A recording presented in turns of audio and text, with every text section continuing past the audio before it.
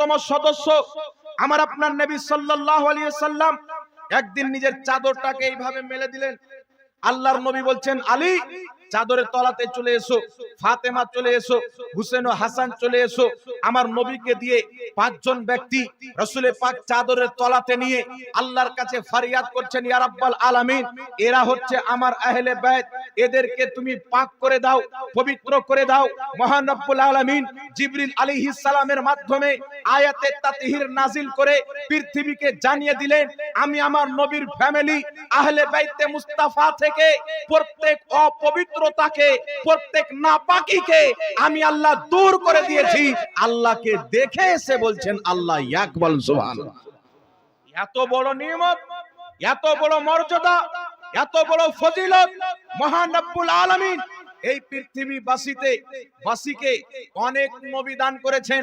প্রত্যেক কওমে আল্লাহ নবী পাঠিয়েছেন, প্রত্যেক আপনার এলাকাতে আল্লাহ তাবারাক ওয়া তাআলা মানুষের হেদায়েতের জন্য নবী পাঠিয়েছেন। কিন্তু আল্লাহ তাবারাক ওয়া তাআলা আমাদেরকে সমস্ত নবীর উম্মতের উপরে ফজিলত দান করেছেন। এটাও নবীর দেওয়া বরকত। সব নবীর উম্মতের চাইতে আমরা ফজিলতপূর্ণ, আমরা সম্মানিত। কারণ আমরা কেন সম্মান পেয়েছি? আমরা সম্মান এই জন্য পাইনি যে আমরা 5 ওয়াক্তের নামাজ পড়ছি তাই আমরা বড়, আমরা রোজা রাখছি তাই আমাদের সম্মান বেশি। রোজা তো পূর্বের নবীগণের উম্মত রাখতেন। ব্রাদার ইসলাম, আমাদেরকে আল্লাহ সম্মানিত করেছেন। আদম নবীর উম্মতের চাইতে বেশি মর্যাদা আমাদেরকে দান করেছেন। ইব্রাহিম আলাইহিস সালামের উম্মত চাইতে বেশি মর্যাদা আমাদেরকে দান করেছেন। প্রত্যেক নবীর উম্মতের চাইতে বেশি ফজিলত আল্লাহ আমাদেরকে দান করেছেন। আল্লাহ এটা দান করেছেন মুহাম্মদ রাসূলুল্লাহর উম্মত হওয়ার কারণে দান করেছেন। বলুন সুবহানাল্লাহ। আমার নবীর উম্মত হওয়ার কারণে দান করেছেন। তবু আল্লাহ বলছেন, বলো কিছুই বদলা চাই না, আহলে বাইতের মহব্বত চাই। তাহলে বুঝা কি গেল যে আহলে বাইতের মহব্বত আল্লাহ নবীকে চাইতে বলছেন। এর মানে আল্লাহও চাচ্ছেন যে তোমরা আহলে বাইতকে মহব্বত করো, আমার নবীর খানদানকে মহব্বত করো, আমার নবীর আওলাদকে মহব্বত করো।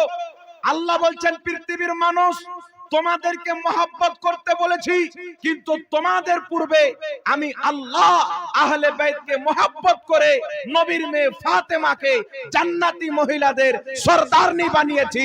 নবীর পুত্র নবীর নওয়াসা ইমামে হাসান ও হুসাইনকে জান্নাতি যুবকদের সরদার বানিয়েছি। বলুন সুবহানাল্লাহ।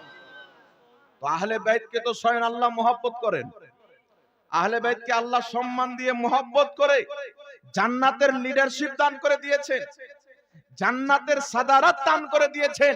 তাহলে চিন্তা করতে হবে আহলে বাইতের মহব্বত বাবা ঈমানের অংশ। এখন কেউ বলতে পারে আল্লাহকে এক মানি, নবীকে নবী মানি, নামাজ পড়ি তো যথেষ্ট আছে। কিন্তু ব্রাদার ইসলাম, একজন ব্যক্তির বেঈমান হওয়ার জন্য সমস্ত জিনিসকে অস্বীকার করা লাগে না। জরুরিয়াতে দিনের মধ্যে থেকে কোনো একটাকে অস্বীকার করলে বেঈমান হয়ে যায়।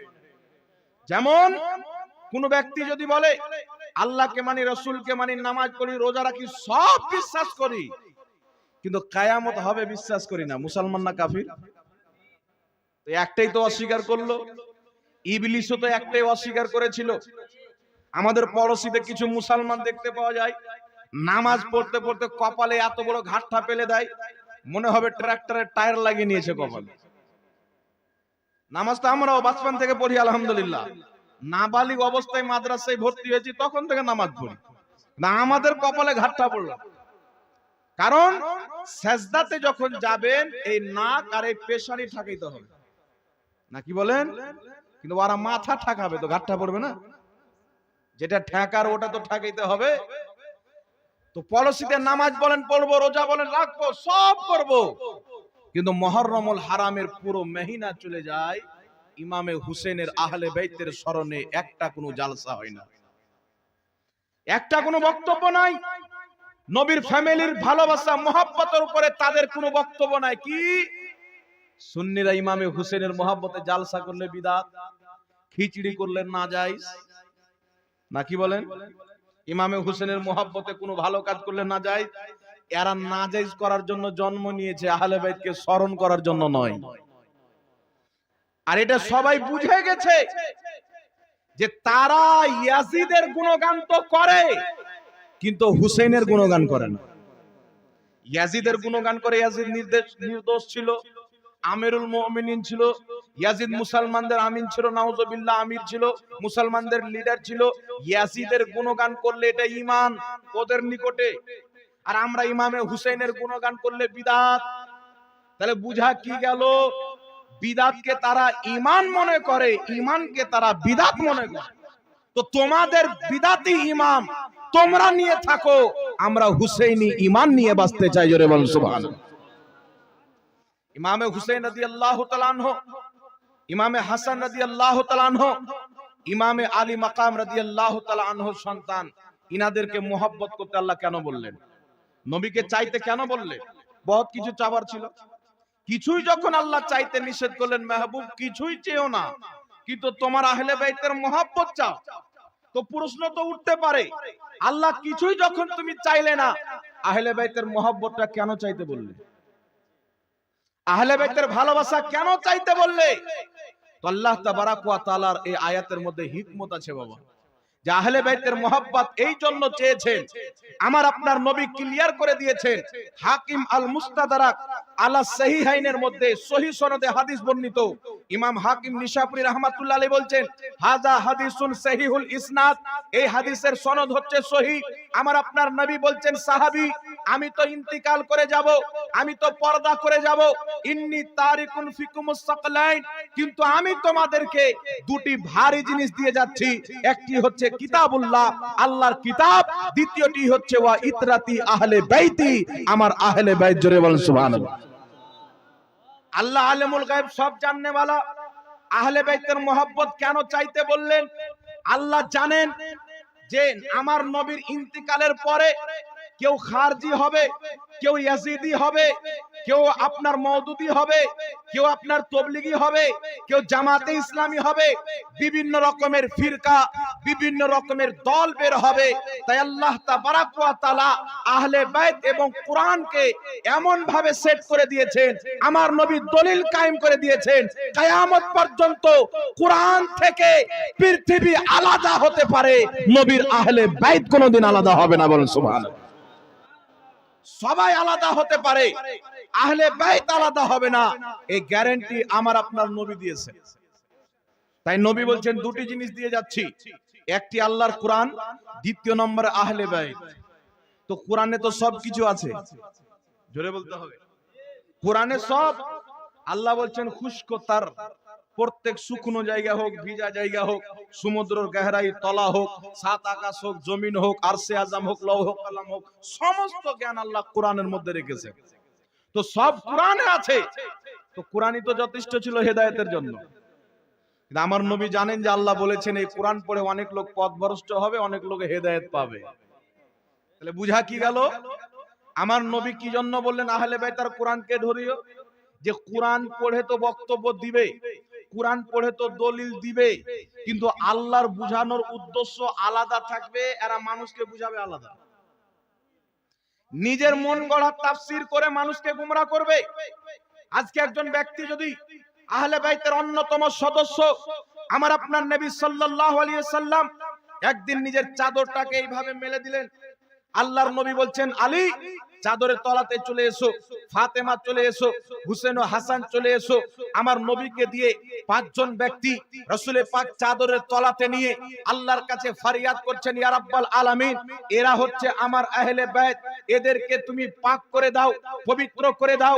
মহান রব্বুল আলামিন জিবরিল আলাইহিস সালামের মাধ্যমে আয়াতে তাতহির নাজিল করে পৃথিবীকে জানিয়ে দিলেন, আমি আমার নবীর ফ্যামিলি আহলে বাইতে মুস্তাফা থেকে প্রত্যেক অপবিত্রতাকে, প্রত্যেক নাপাকিকে আমি আল্লাহ দূর করে দিয়েছি, ফাতেমাকে ও নূর করেছি, ইমামে হাসান ও হুসেনকে ও নূর করে দিয়েছি। বল সুবহানাল্লাহ।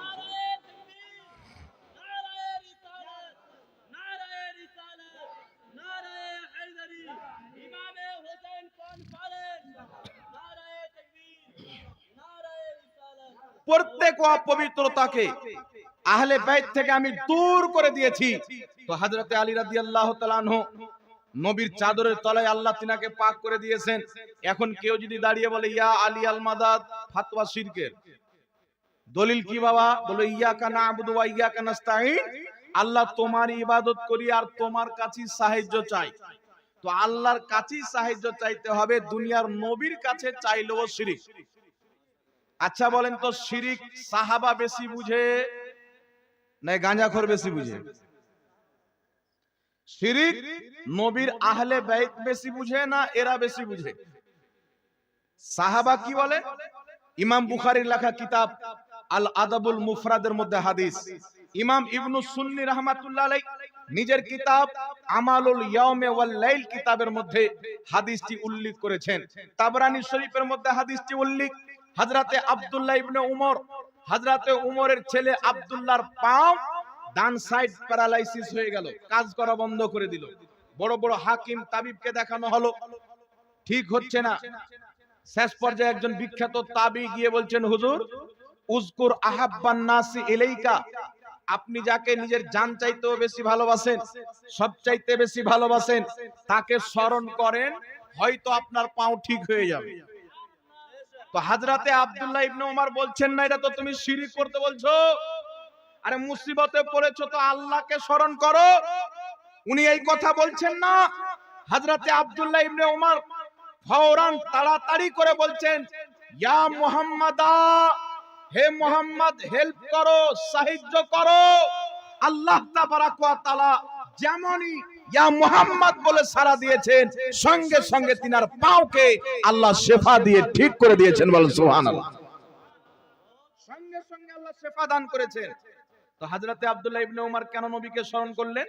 নবীর ইন্তিকালের অনেক বছরের পর ঘটনা ঘটছেন।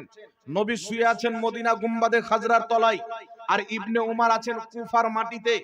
আর হযরতে মুজাহিদ সহ চারজন তাবেঈ এই হাদিসটিকে বর্ণনা করেছেন। আর হাদিসের সনদ একবারে সহিহ, কেউ জয়ীফ বলতে পারবে না। কেউ জয়ীফ বলার চেষ্টা করে, এই হাদিসের একজন রাবীকে মুদাল্লিস বলতে চায়, কিন্তু ইবনে ইসহাকে। কিন্তু বিরাদর ইসলাম, এই হাদিস একেবারে টনটনে সহিহ। কেউ যদি জয়ীফ প্রমাণ করে তবু হাদিসটি হাসান প্রমাণ হবে। কারণ মুহাদ্দিসিনে কেরামের নীতিমালা হচ্ছে, ইমাম মুল্লা আলী কারি লিখতেছেন, ইমাম ইবনে হাজার আসকালানী লিখতেছেন, ইমাম কামালউদ্দিন লিখতেছেন, ইমাম যাহাবী লিখতেছেন, সমস্ত মুহাদ্দিসিনের বক্তব্য হচ্ছে হাদিস যদি জয়ীফ হয়, একাধিক সনদে বর্ণিত হয়, হাদিস আর জয়ীফ থাকে না, উন্নতি হয়ে হাসান হয়ে যায়। জোরে বলেন সুবহানাল্লাহ। আপনাকে উদাহরণ দিই, একটা আপনি পাটকাঠি দাল করলেন, পাটকাঠি একটা পাট, আপনারা কি বলেন পাটকুড়ি, পাটখুড়ি দাঁড় করলেন, মুর্শিদাবাদে পাটকাঠি বলে তো ওটাই শিখে নিয়েছি। একটা পাটখুড়ি দাঁড় করলেন বা একটা বাঁশ, ওই বাঁশের পাশে আরেকটা বাঁশ দাঁড় করিয়ে দিলেন, মজবুত হলো কি হলো না? আরেকটা বাঁশ লাগিয়ে দিলেন, মজবুত হলো কি হলো না? আরেকটা বাঁশ লাগিয়ে দিলেন, মজবুত হলো কি হলো না? তো ওইরকম একটা হাদিস জয়ীফ বর্ণনা করেছেন একজন সাহাবী বা একজন তাবী, আর একজন সাহাবী বর্ণনা করেছেন, অন্য সাহাবীও একটাই হাদিস বর্ণনা করেছেন, দুইজন জমা হলো। আর একজন সাহাবী বর্ণনা করেছেন, তিনজন জমা হলো। আর একজন সাহাবী বা তাবী বর্ণনা করেছেন, চারজন। চারজন একই হাদিসকে বর্ণনা করলে হাদিস যদি জয়ীফ হয়, চারজন বর্ণনা করার কারণে হাসান হয়ে যায়। আর 10 লক্ষ হাদিসের হাফিজ ইমামে আহমদ রাহমাতুল্লাহ আলাইহি বলছেন, হাসান হাদিস ইসলামের দলিল। জোরে বলেন সুবহানাল্লাহ। হাদিসটি হাসান প্রমাণিত হবে, কিন্তু জয়ীফ কিয়ামতের সকাল পর্যন্ত কেউ রাখতে পারবে না। তাই কি বোঝা গেল স্পষ্ট বিশুদ্ধ হাদিস দ্বারা? তাবী বলছেন, যাকে জান চাইতে বেশি ভালোবাসেন স্মরণ করেন। ইনি নবীর কাছে সাহায্য চাচ্ছেন, ইয়া মুহাম্মাদা। এখানে যে আলিফ রয়েছেন, আলিফ ইস্তেআনাতের জন্য, হে মুহাম্মদ আমার সাহায্য করেন। তাহলে বুঝা কি গেল? সাহাবায়ে কেরামের নিকটে ইয়া মুহাম্মদ বলে সাহায্য চাওয়া এটা শিরিক নয়, ইয়া আলী বলে সাহায্য চাওয়া এটা শিরিক নয়, ইয়া গাউস বলে সাহায্য চাওয়া এটা শিরিক নয়। কারণ সাহাবায়ে কেরাম জানতেন, যদি কোনো ব্যক্তি আল্লাহর কাছে দোয়া চায়, সাহায্য চায়, আল্লাহ তার গুনার কারণে দোয়া কবুল নাও করতে পারে, কিন্তু মুস্তাফার ওসিলা দিয়ে যখন সাহায্য চাইবে, আল্লাহর নবীর ওসিলাতে আল্লাহ তার সাহায্য করে দিবে। জোরে বলেন সুবহানাল্লাহ। তাই আহলে সুন্নাত ওয়াল জামাত আউলিয়ায়ে কেরাম, আম্বিয়ায়ে কেরামকে ওসিলা বানিয়ে আল্লাহর কাছে সাহায্য চায়, যে আমাদের কথা তো আল্লাহ পর্যন্ত না পৌঁছিতে পারে, কিন্তু মুস্তাফার ওসিলা দিয়ে দিব, আল্লাহর দরবারে আমাদের কথা কবুল হয়ে যাবে। জোরে বলতে হবে সুবহানাল্লাহ। তাহলে সাহাবার তাওহীদ আমরা নিব না এদের তাওহীদ নিব বাবা? একটু জোরে বলতে হবে। তাওহীদ কার নিব? সাহাবার নিব। সাহাবার তাওহীদ। হ্যাঁ, ওয়া ইয়াকা নাস্তাইন, তোমার কাছে সাহায্য চাই। আল্লাহ ছাড়া কেউ সাহায্য করতে পারবে? কেউ পারে না। তাহলে নবীর কাছে কেন চাইলেন? আচ্ছা বলেন তো বাবা, আল্লাহ ছাড়া কেউ দেখতেও পারে না। আল্লাহ ছাড়া কেউ দেখতে পারে না, কিন্তু আমরা দেখি কি দেখি না? কথা বলেন। আল্লাহ ছাড়া কেউ শুনতে পারে না, কিন্তু আমরা শুনি কি শুনি না? আল্লাহ ছাড়া কেউ বলতে পারে না, আমরা বলি কি বলি না? আল্লাহ ছাড়া কেউ শুনতে পারে না, বলতে পারে না, দেখতে পারে না, কিন্তু আল্লাহ যদি কাউকে শোনার শক্তি দিয়ে দেয়, আমরা মানুষ শুনতে পারি। দেখার শক্তি দিয়ে দেয়, আমরা দেখতে পারি। বলার শক্তি দিলে আমরা বলি।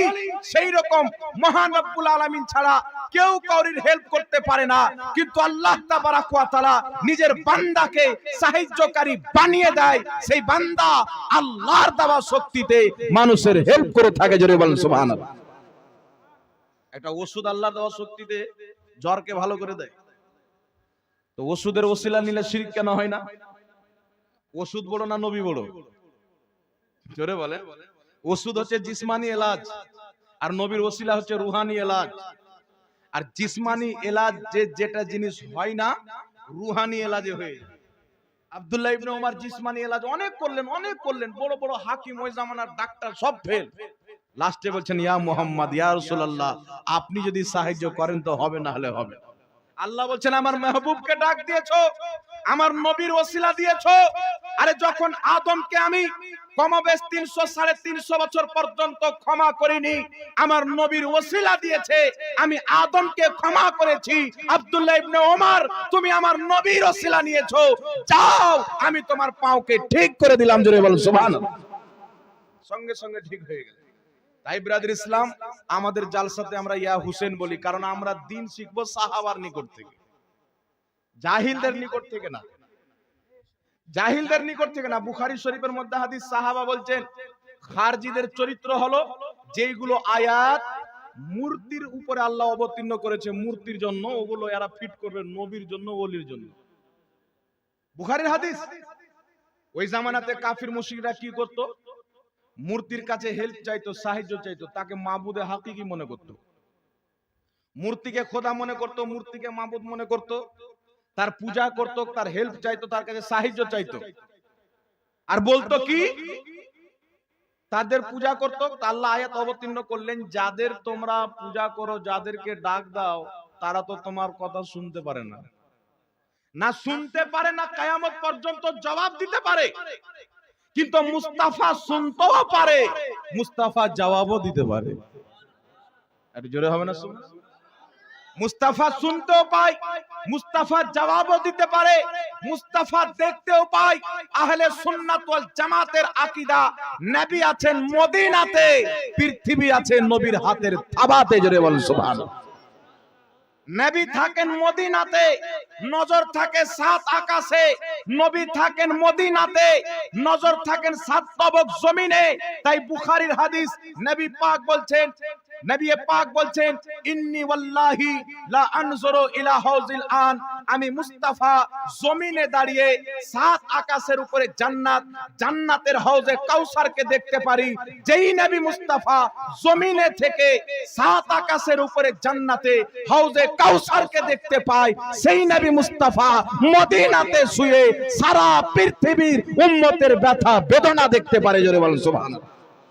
ইমাম আহলে সুন্নাত আলা হযরত আজিমুল বরকত ইমাম আহমদ রাজা খা ফাজিলে বরেলভী বলছেন, সরে আরশ पर है तेरी गुजर, दिले फर्श पर है तेरी नजर, मलकूत मुल्क में कोई शय नहीं है जो तुझ पे आया नहीं।